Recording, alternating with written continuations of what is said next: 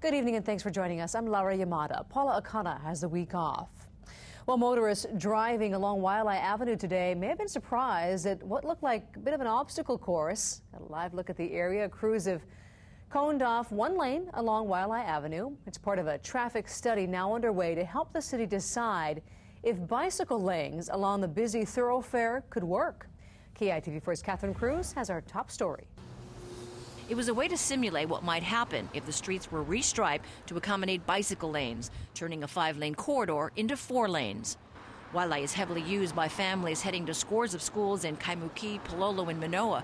So if bike lanes were added, it could affect commuter traffic. So we want to make sure that we can handle this traffic while taking out that lane. And this is the test of that. The city is using these special devices that look like patches to track the speed of cars and the number of cars driving through here. The experiment will end on Thursday. We'll have 3 days worth of data.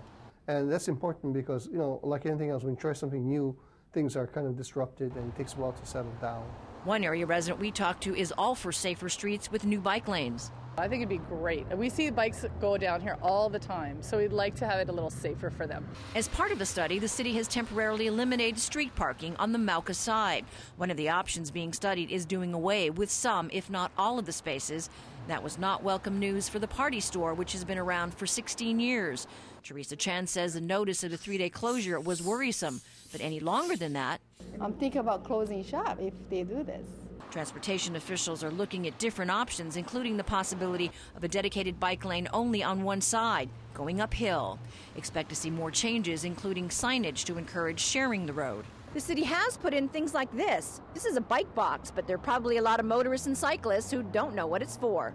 The boxed-off area is meant to allow cyclists to switch lanes safely in front of stopped cars. Expect to see a campaign in the months to come to get everyone on the road familiar with the new signs and symbols. Catherine Cruz, KITV4 News.